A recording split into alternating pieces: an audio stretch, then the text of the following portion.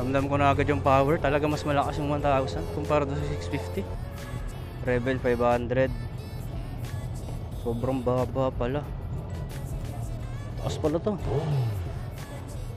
Oh, tiptoe. Kahit mababa ka, mabababa ka pa rin eh.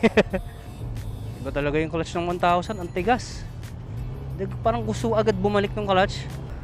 Para sa 5.4, masyado mataas. Tiptoe ako. Super tiptoe.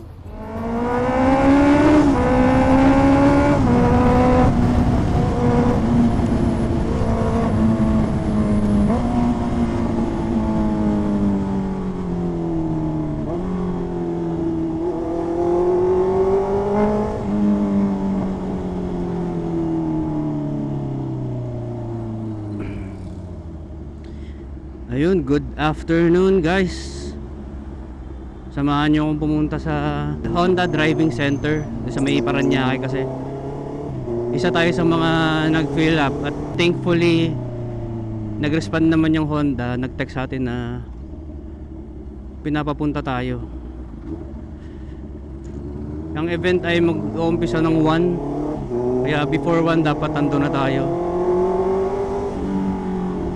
First come first serve policy pala sila, kaya kailangan talaga medyo maaga tayo. Before 1 dapat nandun na tayo kasi mag-fill up pa tayo. Tapos yung mga pipirmahan pa daw na papers before the test. Kaya samahan nyo ako guys, medyo exciting to. Tagal-tagal din tayo hindi nakapag ganitong klaseng vlog kasi puro ang ina-upload ko na lang sa YouTube ko lately yung mga ASMR lang eh. Wala eh, tamad din ako mag-upload eh, kaya ang madalas na ina-upload ko talaga ASMR videos lang kasi hindi mo na kailangan magsalita, wala ka nang iisipin pa, magra-ride ka na lang, kailangan mo na lang i-enhance yung audio quality para medyo maganda naman yung output. Sana magtuloy-tuloy na ang ganitong uploads natin. Double check ng gamit, tapos Waze. Napakainit.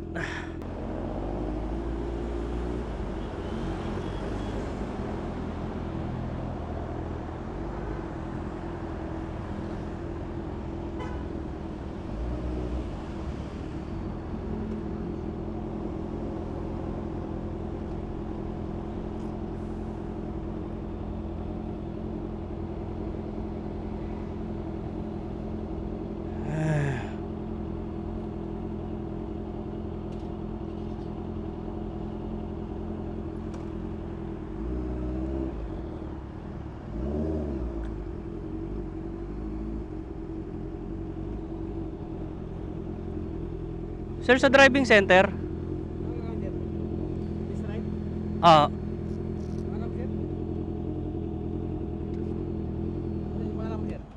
Perez. Ito. Ah. Okay na, sir?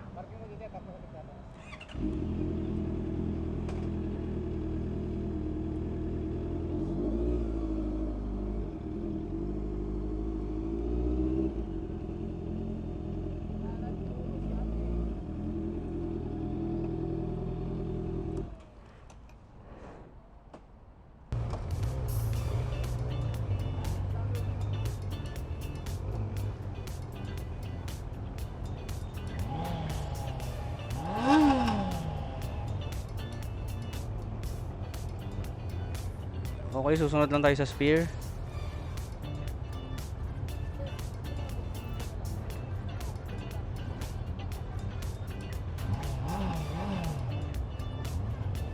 CB1000R. Anong model to? Di ko alam eh. 14.5 kilometers per liter.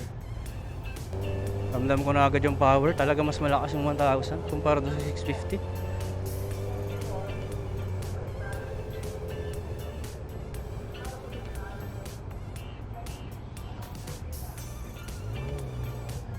Laki din ng course na to ha. Itong ano nila, driving course.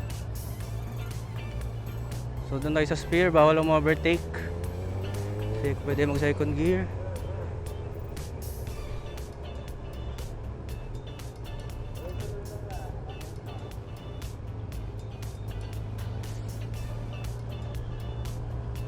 Target fixation, laging tumingin sa pupuntahan. Iba talaga yung clutch ng 1000, ang tigas. Parang gusto agad bumalik ng clutch.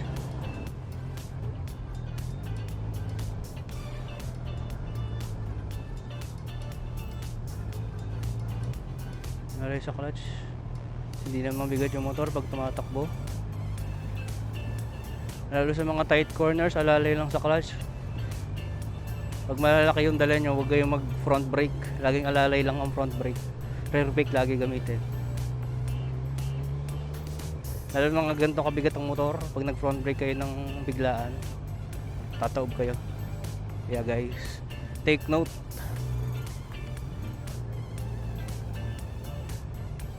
Lalay sa clutch, lalay sa piga, tingin sa daan.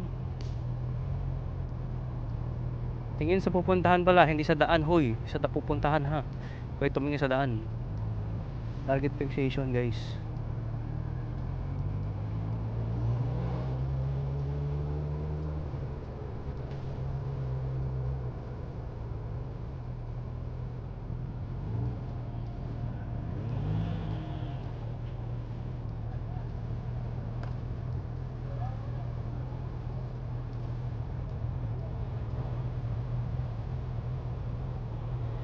Init.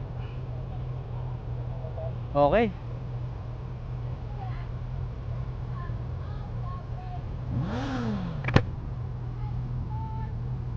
Rebel. Rebel. Aba. Ito na lang.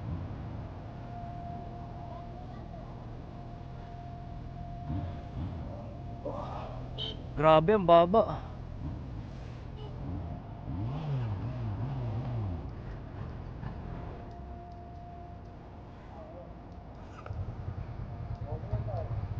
Baba. Kahit mababa ka pa rin eh. Pero ang ganda no. Formado. Ito yung ano, bagong model to, di ba? Okay. Rebel 500.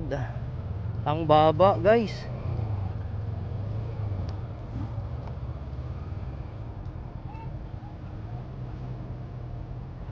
Test ride number 2. Rebel 500.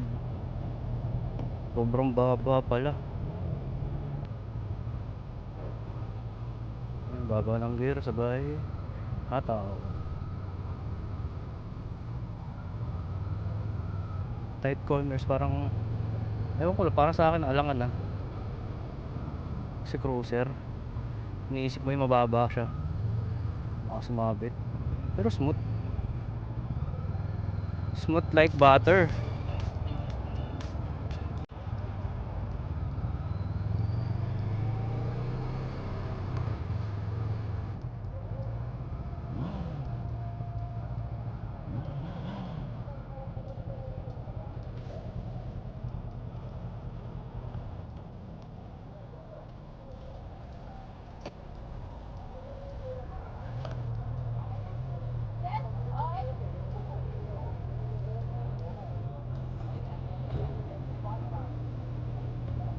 Taas pala to. Oh, tiptoe.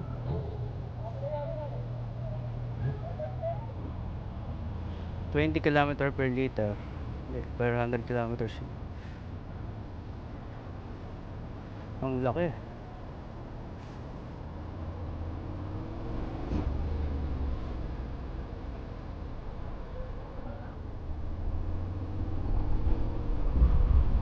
Hindi man na mag-i-install do kasi naka-automatic.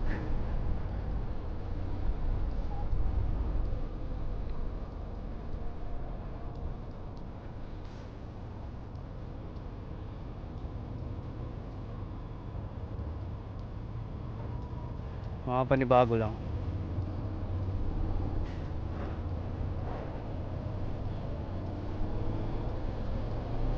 Second gear. Sweep. Swabe lang, sabi. Para sa 5.4, masyado mataas. Tiptoe ako. Super tiptoe.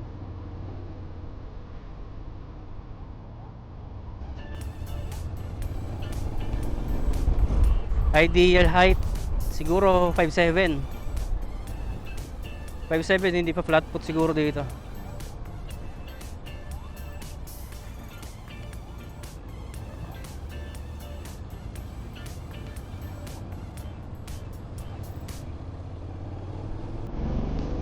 Pero ang sarap, parang cruiser na Matic.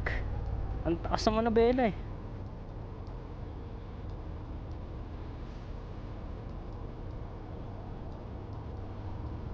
Lalay sa piga.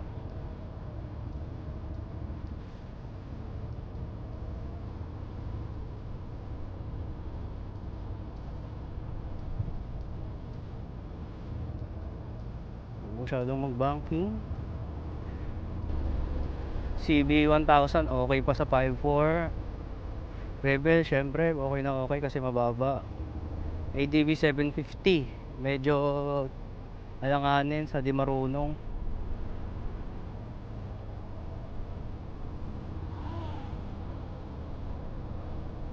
Okay, mabilis lang yung ikot.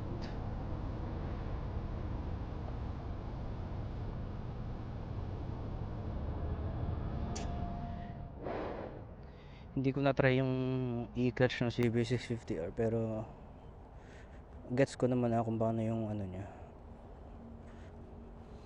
Paano yung feature na yun. Yung mga sinubukan ko lang talaga yung mga ibang bikes na hindi ko pa nasasakyan. Kaya goods lang. Tapos may free cup pa. Free cup and t-shirt. Kaya good shit.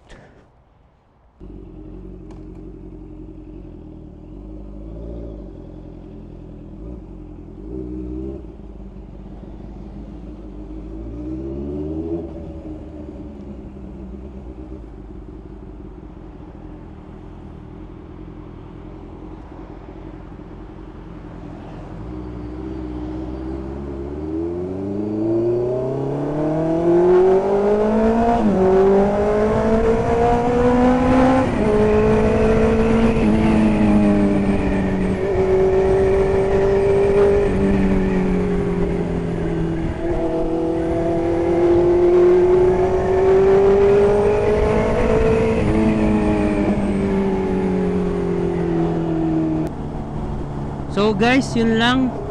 Maraming salamat sa panonood. Tsaka maraming salamat Honda Philippines sa opportunity. Tsaka sa magandang service. Sa uulitin po. Maraming salamat din kay Sir Jow. Kasi siya yung nagsabi sa akin ng event na to. Kaya maraming salamat Sir Jow. Sana maka-ride kita soon. Kasi taga Laguna lang naman ako. Sayang lang hindi ko nasubukan yung e-clutch ng CB kasi medyo pinapos na sa oras. Pero okay lang kasi alam ko naman yung ano, alam ko naman yung feature niya na. Alam ko na kung paano gumagana. Kasi same bike lang naman yun eh. May nilagdag lang na e-clutch feature kaya medyo na iba. Para ka lang nag-drive ng ano, semi-automatic na motor. Semi-manual na motor, I mean. Kasi di ka na magka-clutch. The best middleweight bike para sa mga beginner. Tapos nagka-e-clutch feature pa. Kaya sulit talaga. So yun lang guys, maraming salamat sa panonood.